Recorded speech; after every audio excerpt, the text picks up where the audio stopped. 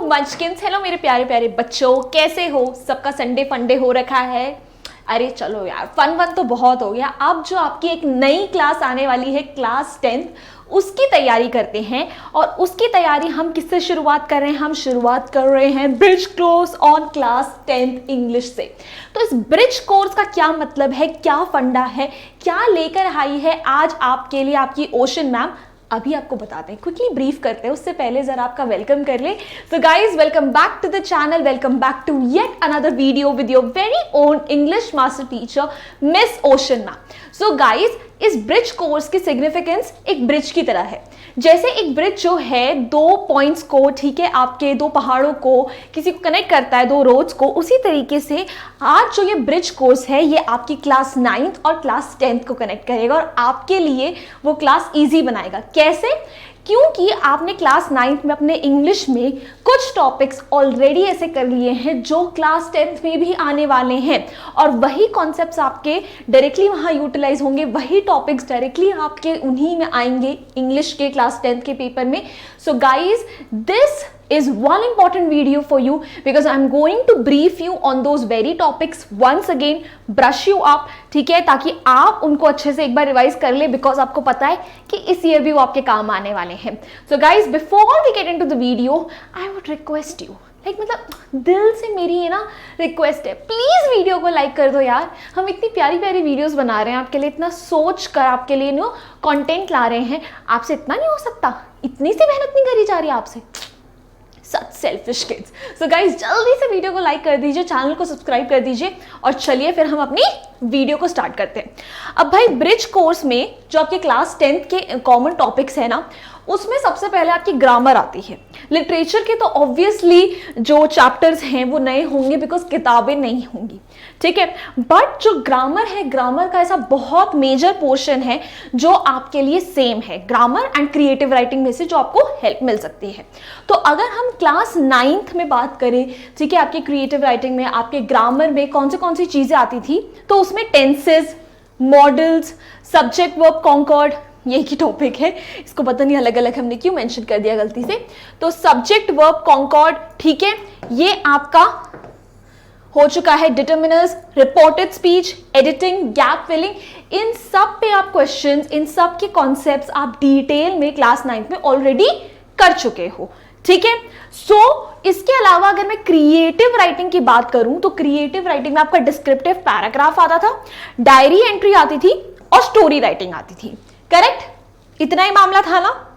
तो भाई, जब आप क्लास 10th में मूव करोगे और एक बार अपने सीनियर्स का, आप चाहो तो क्लास 10th का सिलेबस चेकआउट करो, तो उसमें इंग्लिश ग्रामर के अगर हम बात करें सिलेबस की, तो हम एक बार डिस्कस करते हैं और अब देखिए कि आपके कौन से ऐसे टॉपिक्स हैं जो कि बिल्कुल सेम है।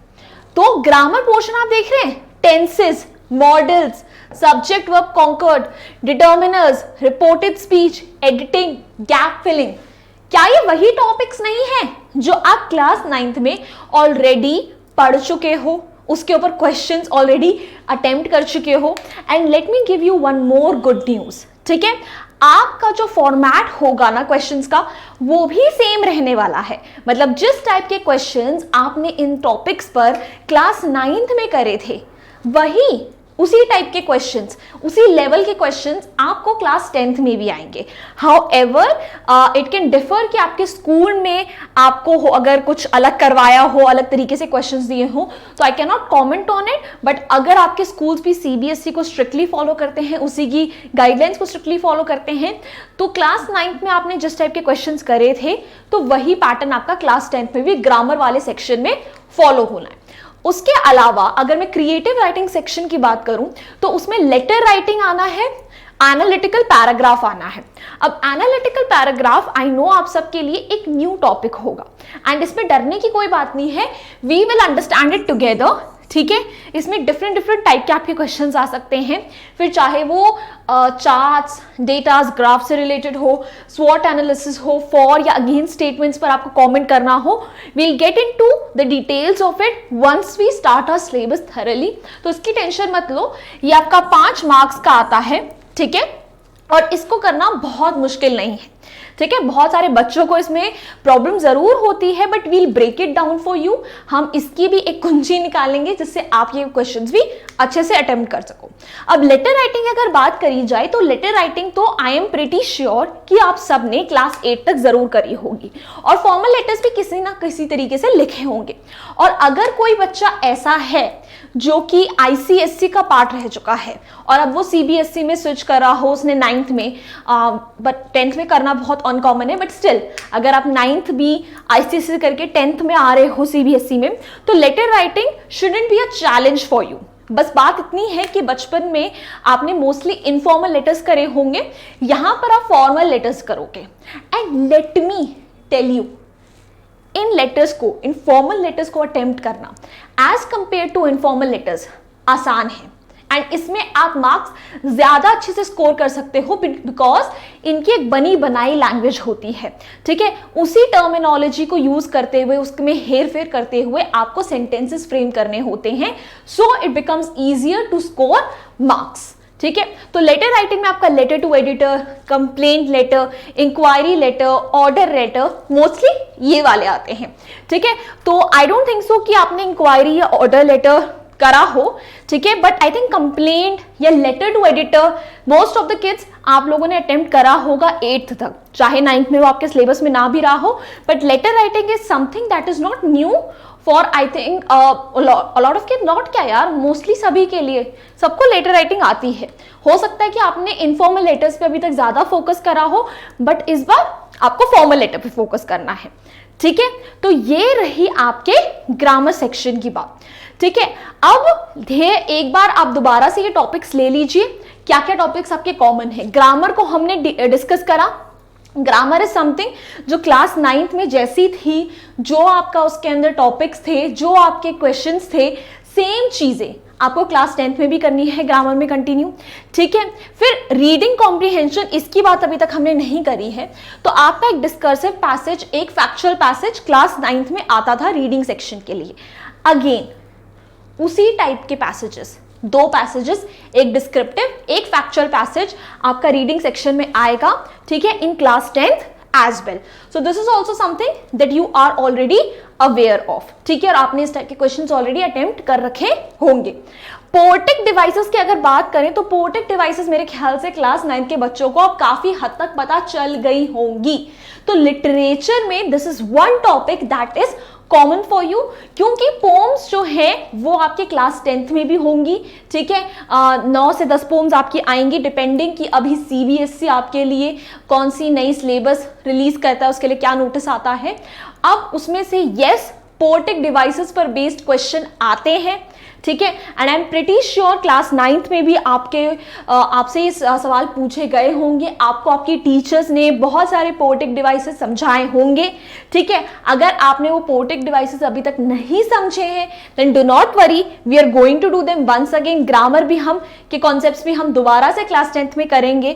तो इसमें से अगर किसी चीज में अभी भी आपको डाउट है, अभी भी आपको लगता है कि नहीं मैम ये कॉन्सेप्ट थोड़ा सा क्लियर नहीं हुआ है, इस कॉन्सेप्ट में अभी मेरी पकड़ थोड़ी सी कम है, तो चिंता करने की कोई बात नहीं है, हम उन कॉन्सेप्ट्स को दोबारा से डिस्कस करेंगे फ्रॉम स्क्रैच। ठीक है, but this video is just to make you aware कि आपने एक्चुअली बहुत तो नहीं बट कुछ ऐसी चीजें 9th में कर रखी हैं जो आपको 10th में बहुत मदद करने वाली हैं आपके मार्क्स स्कोर करने के लिए।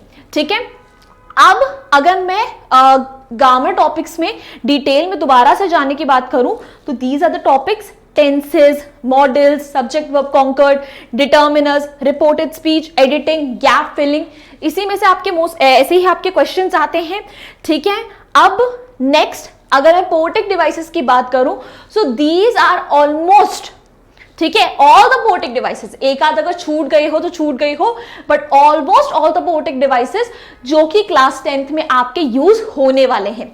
मैं स्क्रीन से इसलिए हट गई हूं because if you want you can take a quick screenshot of it and start preparing notes on the same. ठीक है, simile, metaphor, alliteration, symbolism, inversion, enjambment, personification, assonance, consonance, imagery, oxymoron, illusion, poetic license, repetition, apostrophe, epiphora, transfer epithet and finally rhyme scheme. इसमें से बहुत सारे poetic devices हैं जो बहुत common है and I'm pretty sure आप सबने करे होंगे. फिर चाहे हम simile की बात करें, metaphor की बात करें, alliteration की बात करें, symbolism की बात करें, personification की बात करें, oxymoron की बात करें, ठीक है, अगर हम repetition की बात करें, हम अगर rhyme scheme की बात करें, ठीक है, इंजाममेंट भी हो सकता है बहुत सारे बच्चों को पता हो, अमित सर ने काफी बार इसके बारे में बात भी करी है, ठीक है.